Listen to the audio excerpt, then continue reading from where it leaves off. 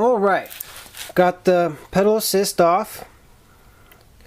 Here she is. And now I somehow gotta flip it because it's made so that it only activates when this reed switch is hit first and then this one. I mean, when this one's hit first and then this one. So that only works when I'm pedaling backwards. And I had to toy around with it a little bit to figure what would work. At first I tried just this, just turning it around like this. This doesn't work though, because this metal will block the sensors from picking up the magnets, right? So here's this magnet thing. It's not going to pick this up because of the metal. It needs to be, for the sensor to work, this has to be in very close proximity to where the switches are. Mine was actually so close it was scraping the plastic a little bit. You get really close. So just switching it around won't work. Now, with this one, what I was able to do is there's a little screw here. So we take off this little screw. Just Phillips head.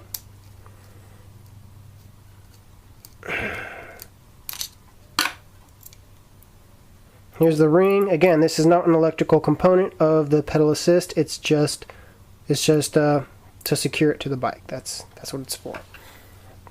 Now, what we do is it was like this. We just flip it like this. That's all we do. That's all we do. It was like this, and we just flip it like this, and that worked. So now, reed switch number 1, which is on this side, and reed switch for number 2 are flipped. Ta-da! And now it will work as it should. And this one was made so I can take out this bolt right here. It has 3 holes, and luckily they all line up, so you can easily switch it if it's backwards. And then we put it in this hole instead. See how this ring has 2 holes on either side? It's symmetrical, so it allows me to just flip it like this. And we're going to tighten it on. Now I've got it so it works correctly. Again, I would not recommend trying to install this on the side with the, I think it's called the crankset.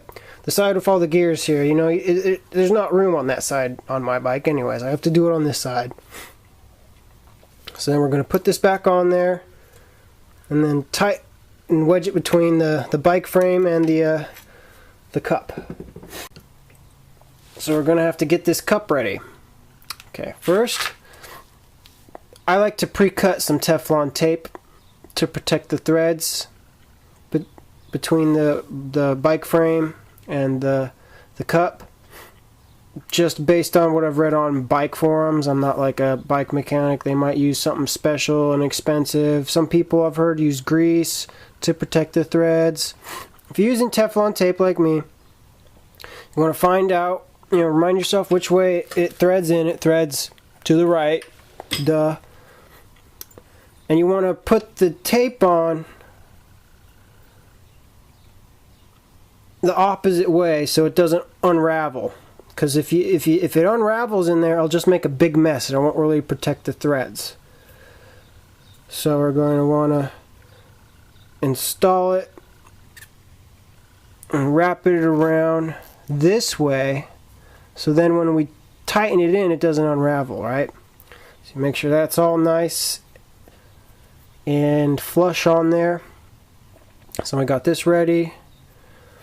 Next, get the ring and make sure that the plastic part where the sensors are is facing out, and we start threading it on there. Now, you're going to want to make sure you don't have to,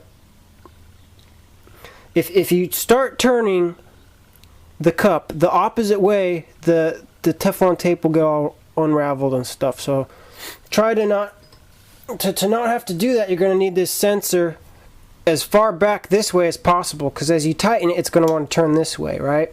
So you want to hold this sensor in place, and you'll see what I'm talking about here pretty soon. Okay, now hand tighten it as much as we can with the bottom bracket bike hand tool. Actually, now you want to make sure you got your threads lined up right. Okay, because if your threads are misaligned, that can ruin your bottom bracket. So make sure the threads are they're aligned correctly. Okay. Alright, now if the threads are on there correctly, it's going in there pretty good. And this is where we're going to want to try to hold that sensor in place so it doesn't want to move as we tighten it, right? It's going to want to move here pretty soon. As soon as I get the torque wrench out, it's going to want to move to the right with my turning. Okay, now we're going to have to get the torque wrench, and I'm going to try to tighten it to about 30 foot-pounds.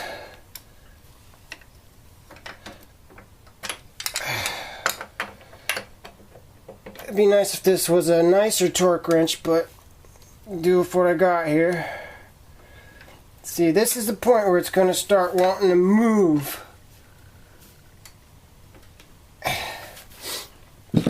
I'm going to just try to wedge something in here so it doesn't move. Maybe this kickstand mount will block it. Yep, it's blocking it. That should do. Again, this will want to move as you're tightening, so you're going to have to watch that. And let's get this to 30 foot-pounds. Okay. That's good. Now, just put the crank arm back on, tighten down the bolt, put on the cap, and we'll be good to go. Okay, now we're just going to finish up here. Put the crank arm back on. Now make sure, obviously, the crank arm is opposite of the other one. Like you could accidentally put it the wrong direction, but that, that's pretty hard to do. That should be pretty self-explanatory. Let's get your crank arm on there. The bolt. And then get your drive. And tighten that puppy on there.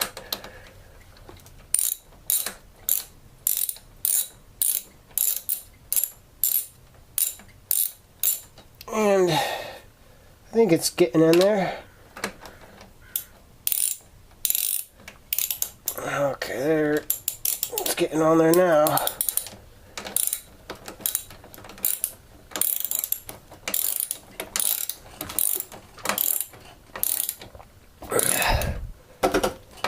And yes, this is a dual kickstand, by the way, and they are really good. This is a Pletcher double kickstand. Got it off Amazon. I might not even be saying it right. Pletcher or something like that. They're a good brand. Okay.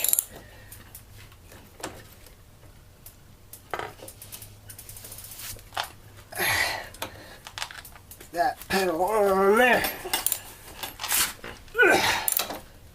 Okay. Now, I already put some blue thread locker on my bolt to make it withstand the elements and remove, and if I need to remove it, it'll come out easier. Right? So, blue thread locker is a good idea to put on the bolts, like that are on your crank arms and stuff.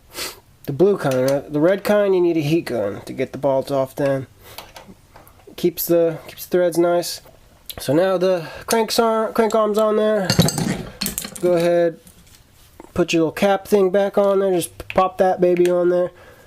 And you're almost done. You just gotta secure this wire. You don't want this getting caught and then getting ripped up, and that's all that work down the drain. You just broke your pedal assist. So I recommend getting some Velcro, because the zip ties, again, the edges of the zip ties can accidentally cut you, and you have to throw them away. Zip ties are a pain. So I recommend just getting some Velcro and making sure that wire is secure. And this piece isn't going to work.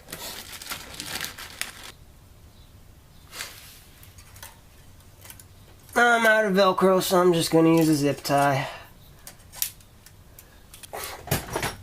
And that's about it.